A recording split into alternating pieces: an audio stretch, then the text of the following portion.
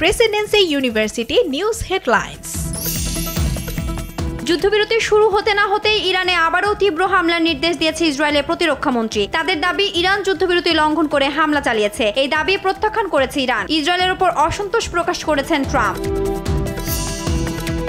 ইরানের পরমাণু প্রকল্প নিয়ে তেহরানের সঙ্গে বৈঠকে বসতে আগ্রহ প্রকাশ করেছে জাতিসংঘের পরমাণু প্রকল্প পর্যবেক্ষণ বিষয়ক সংস্থা IAEA। ইরানের পররাষ্ট্রমন্ত্রী আব্বাস আরাকচির কাছে চিঠি দেওয়ার কথাও জানিয়েছেন সংস্থাটি।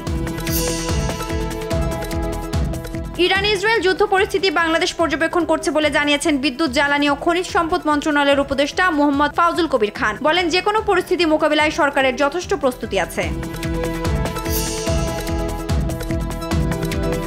বাংলাদেশে একটি অবাধ ও সুষ্ঠু নির্বাচন দেখতে চায় চীন। নতুন সরকারের সঙ্গে কাজ করতে অধীর আগ্রহে অপেক্ষা করছে তারা, এমনটি জানিয়েছেন বিএনপির মহাসচিব মির্জা ফখরুল ইসলাম আলমগীর।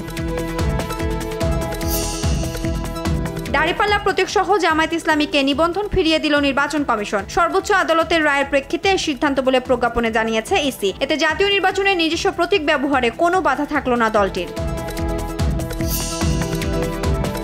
আসলে গণহত্যা ও লাশ পোড়ানোর মামলায় 16 জনের সংশ্লিষ্টতা পেয়েছে আন্তর্জাতিক অপরাধ ট্রাইব্যুনালের তদন্ত সংস্থা। এদিকে শেখ হাসিনা ও আসাদুজ্জামান খান কামালের পক্ষে রাষ্ট্রীয় আইনজীবী নিয়োগ দিয়েছেন আন্তর্জাতিক অপরাধ ট্রাইব্যুনাল। ক্ষমতাচ্যুত প্রধানমন্ত্রী শেখ হাসিনা ও তার পরিবারের সদস্যরা দেশের বাইরে থাকলেও তাদের দুর্নীতির মামলা চলবে, একথা জানালেন দুদক চেয়ারম্যান। বলেন, আইনের প্রতি শ্রদ্ধাশীল হলে ইউরোপের দেশে এসে আইনি লড়াই করা উচিত।